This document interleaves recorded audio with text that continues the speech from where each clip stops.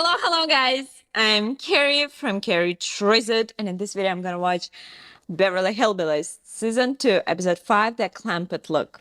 But before it, I'm gonna invite you on Gumroad platform where you can watch all movies reactions just for $5 in a month, unlimited access to amazing movies. You will have a lot of fun. And let's start with Beverly Hillbillies. 1, 2, 3, and play. Come and listen to my story about a man named Shed. A poor mountaineer barely kept his family fed. And then one day he was shooting at some food, and up through the ground come a bubbling crude. Oil that is, black gold, Texas team. Well, the first thing you know, old Jed's a millionaire. The kinfolks said, Jed, move away from there. Said, California is a place you ought to be. So they loaded up the truck and they moved to Beverly Hills, that is, swimming pools, movie stars. The Beverly Hillbillies.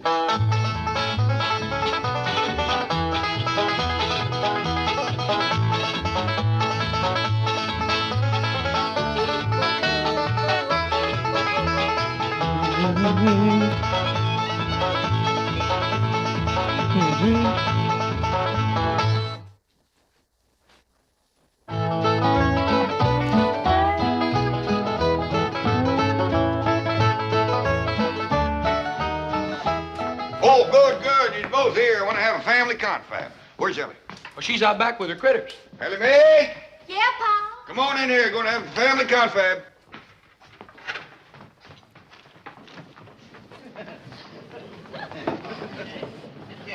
Now, as you all know, poor widow Fenwick and her young'un is coming to spend the day, and we all got lots to do. Fenwick.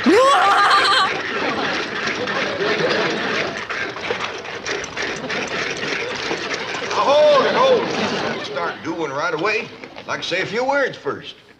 Now, let's commence with the victuals.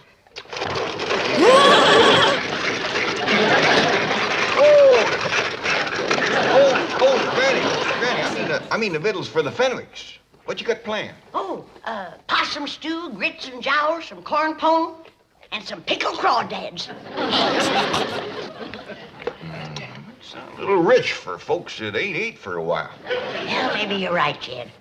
To get the wrinkles out of their belly, I'll start them off with some nice hot owl soup. Fine. Now, Ellie, Love you soup. Jethro delivered them that box of clothes. Tell right? me in comments your That's right, favorite Pop. soup. I want to never try a knowed lot there of was different so many things. needy folks in Beverly Hills. Me neither. But my doggy, you gotta admire that widow Fenwick. She's poor but proud. Jethro and Ellie tells me that right across the front of this little house of hern, she's got writ big as life, Fenwick House.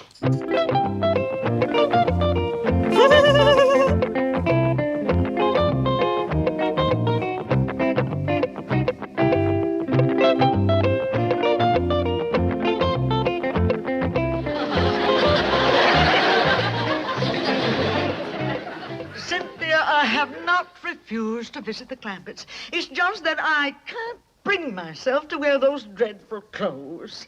They are not dreadful. They are the very latest fashion introduced at the Willows Finishing School by Miss Ellie Mae Clampett herself. Don't you understand, Mummy? The latest thing is to look basic and understated. It has something to do with Zen. They just don't look right. Mummy, when a girl as rich as Ellie Mae Clampett wears something, it's got to be right. Now, come on, let's not be the last millionaires in Beverly Hills to get the new look. The Clampett look. Where's everybody going in such a hurry? We's gonna have Jethro load furniture to take off to the Fenwicks. Well, now, hold up loading that truck again. How do we know that the family's gonna need all this stuff? Like I told you, Uncle Jed, they need just about everything. Well, how do we know their place is gonna hold it all? Let's go over there and take a look. Yeah. Uh-oh. I'd like to see the widow's place. Well, now, Granny, I think the women folks better stay here in case they get here while we're gone. How about you men folks staying? Well, you women folks don't know how to drive the truck. Maybe I can. I ain't never tried. Crank her up, Jethro. Heft your Granny down. We'll be back directly. The widow's liable to be right stove up when she gets here, walking all the way. Amazing truck. Don't worry, I love kid. their car. One slug of my rheumatism medicine and she'll be as good as new. How did they use it when it was cold?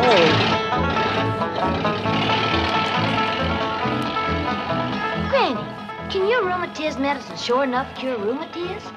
I didn't say it can cure rheumatism, Ellie, but it can sure make having it a pure pleasure. Will they see Real House? Now, we don't want to embarrass them, Jethro, so if they still at home, we'll right quick drive by. Don't look like nobody's home, Uncle Jet. Well, come on, let's take a look around.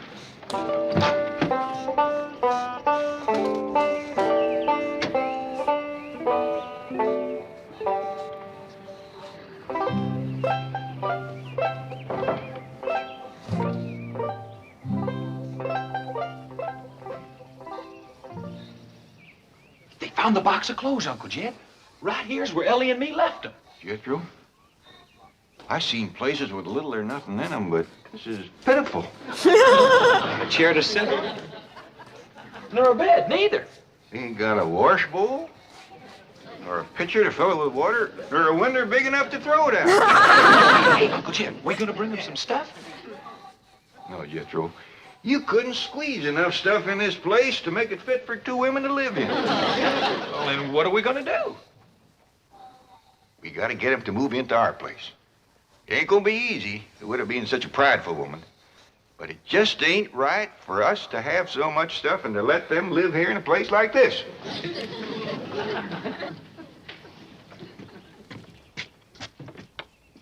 Now, there's something I just can't understand. How can folks live in a big, fine house like that and let a poor, starving widow and her young'un live in a place like this right outside their gate? Uncle Jet, let's go up and give them what for. It ain't for us to speak judgment on them. Maybe the spirit of love will take hold like it did Miss Drysdale. The Clampett, they're moving for love, for love. They're moving for love. And I am so happy.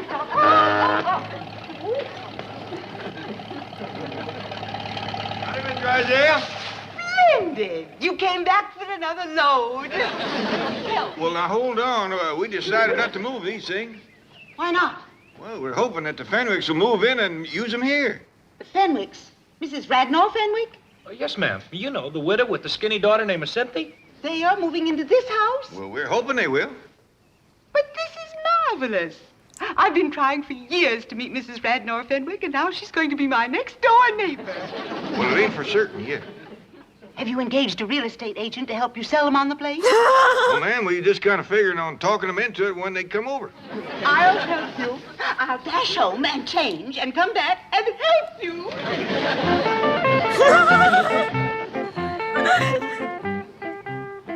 You see what I mean, Jethro? The spirit of love has put wings on her feet. Uncle Jet. Just look at her go over that hedge.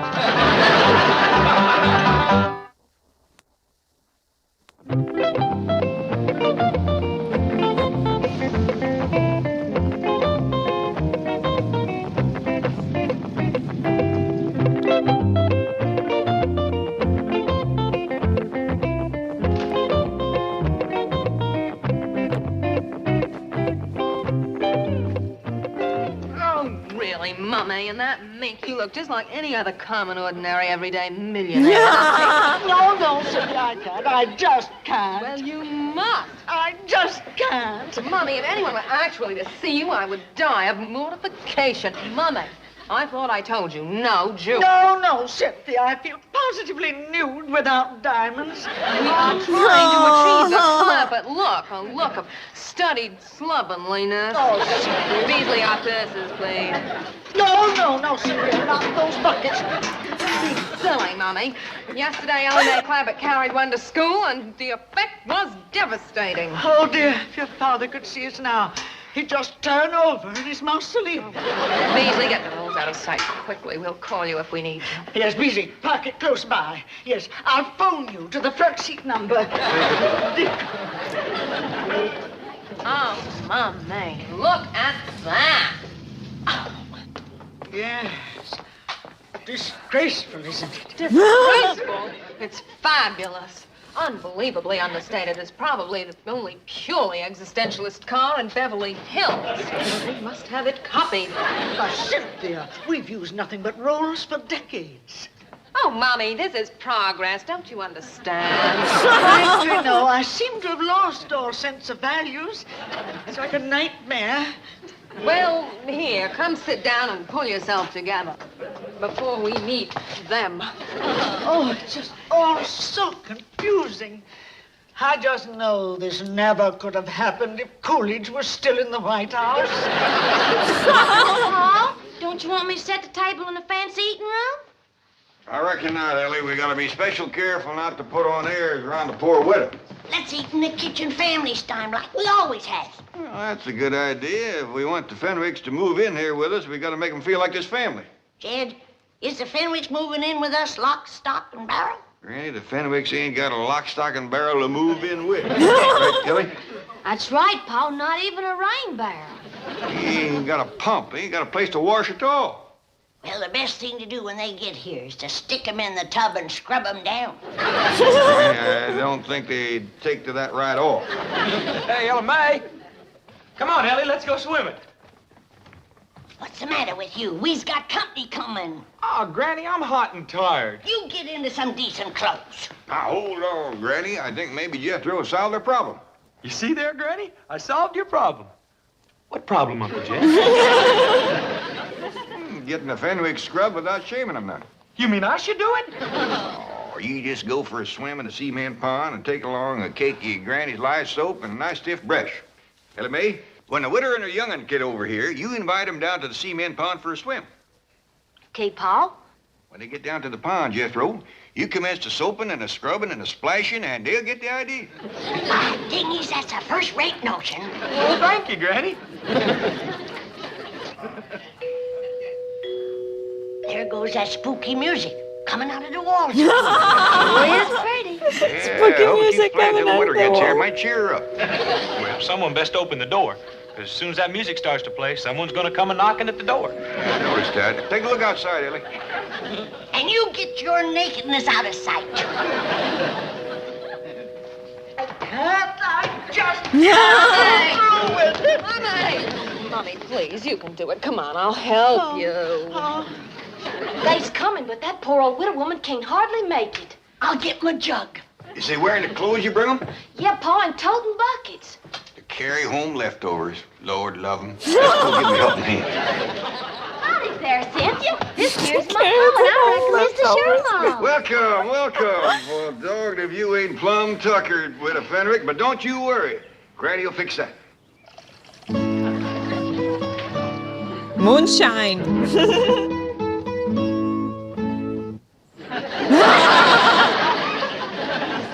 Granny, this here's Cynthia Fenwick and her mom. Howdy, folks. Take their buckets out to the kitchen, Ellie. Yes, sir, Pa. See you in a little bit, Cynthia. Thank you, darling. Too low. Ellie Mae, be sure they're scoured good and don't leak. Do it, Granny. Here, widow, this'll brace you up. Oh, thank you.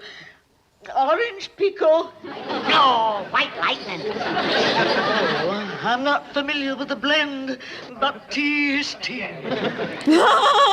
What?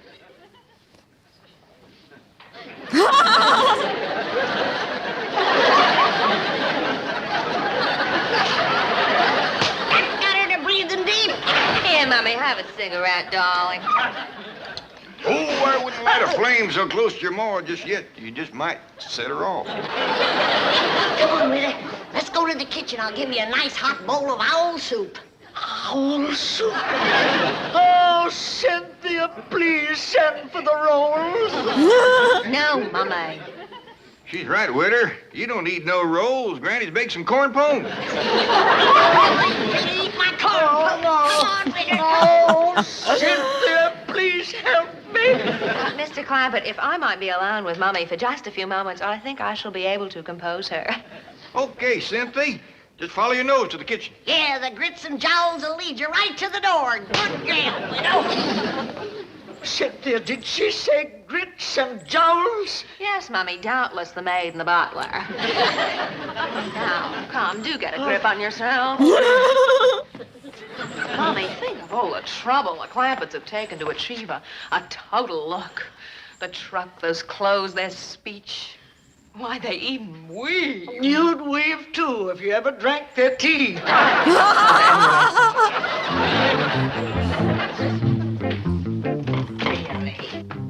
They'll never sell this house to the Fenwicks. We can practice on the cleaning woman. Howdy there. Are you Grits? I beg your pardon? Oh, we all is looking for grits and jowls. Well, you'll find them in the kitchen. And please stay there, out of sight. Now see here, you. We uns is friends of the Clampetts. Obviously. And the sooner you're all out of Beverly Hills, the better. Meantime, stay out of sight in the kitchen. That is the surliest cleaning woman I've ever seen. See, Mummy, even the Clampetts have a servant problem. Yes, for the first time, I'm beginning to feel a common bond with them. We're both members of an oppressed minority group. Millionaires.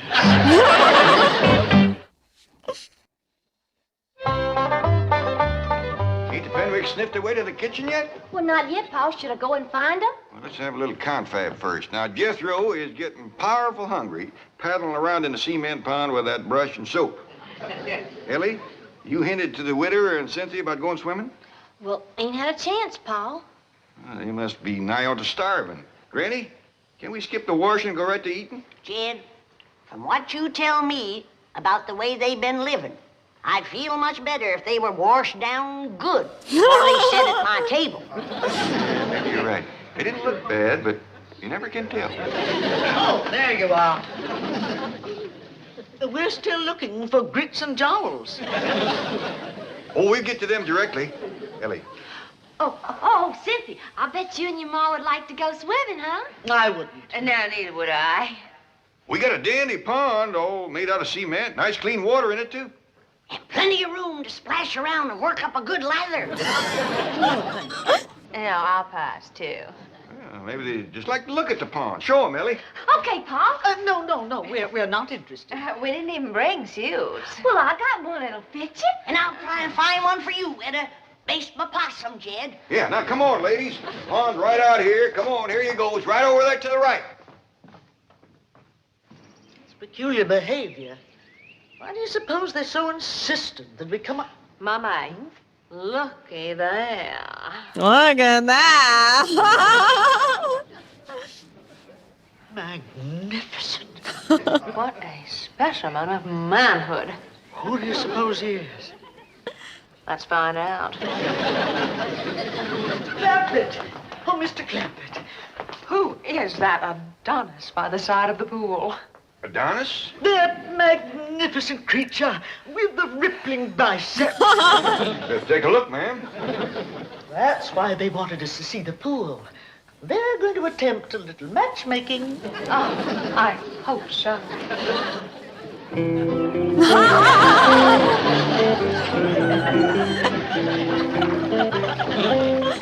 Right there is Duke.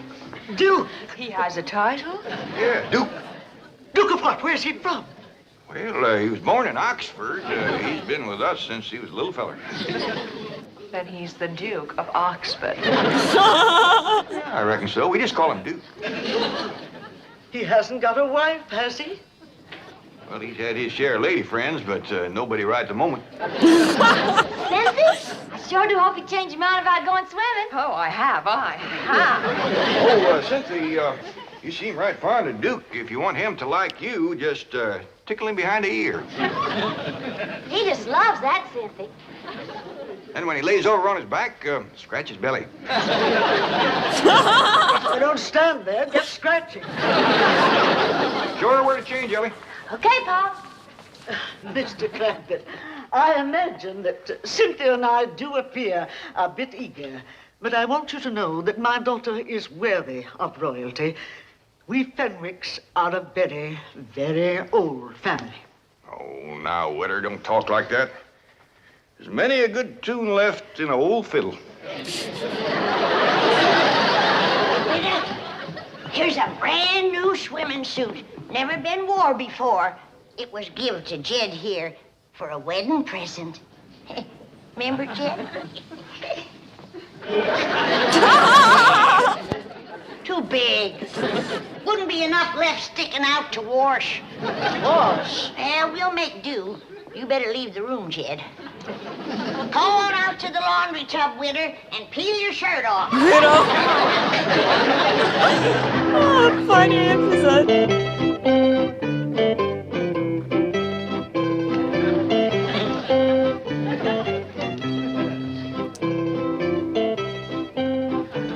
Cut it out, Ellie. Oh, excuse me. Howdy, ma'am. Your Grace. Yours too. Permit me to present myself to you. Well, thank you very kindly, but I don't think my Uncle Jed would let me keep you. Grace. Yours too. I am Cynthia Fenwick. Oh, hey, is your ma coming? No, we are quite alone. Well, shall we go in the water? No, I'd rather not. Well, then why don't you just sit here and you can watch me? Your Grace. Yours too.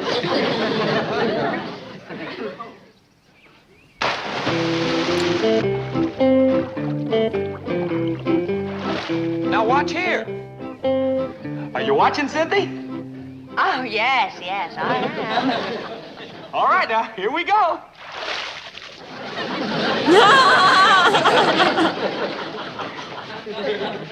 You get the idea? Well, it looks as if you are taking a bath. That's right. Come on in. Your Grace. Yours too.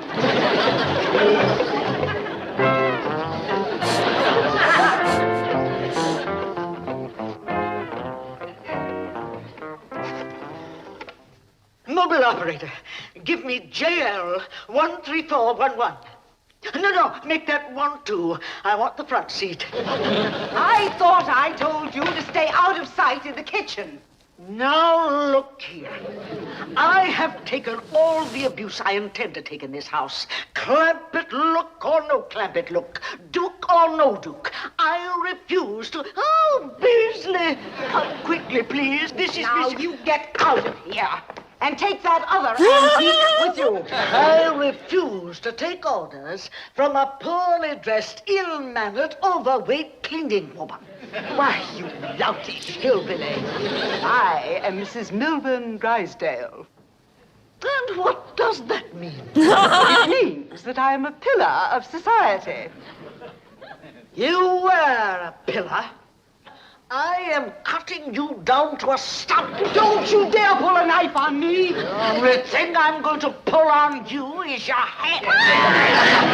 Oh, no. Yeah, Jethro, Granny said she had trouble scrubbing the witter. How'd you do with the daughter?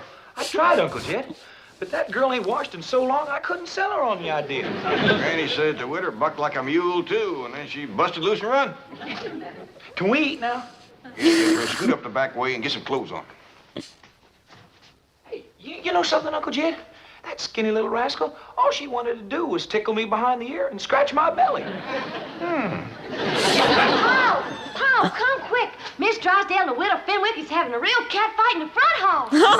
Let me up, you female wrestler. I'll have you drummed out of Beverly Hills. Sylvia Carter, hold her right there. no. Now I'm gonna finish the job with a Fenwick. Did you call her Fenwick? I did. Here now, get off that floor, starving Miss Fenwick. You all right, witter? You all right? Oh, I have never been less all right in my entire life. Beasley's here. What's the matter? Ask no questions, just flee for your life.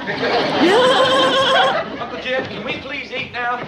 Not being you, Jethro. A fellow named Beasley just grabbed the witter and her young and made off with him. Come on, we gotta catch him.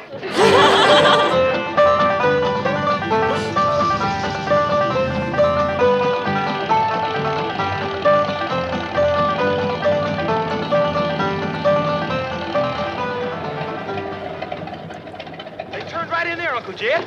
Now the gates are closed. Well, I'll be doggone. That Beasley feller is the one that lives in that big mansion. And he's taken the widow and Cynthia into his house. And bound and scraping to him, too. Uncle Jed, you was right about not speaking judgment on that rich fella. Yeah, looks like the spirit of love sure took a hold of him, all right. Come on, Jethro, let's go home and have some possum.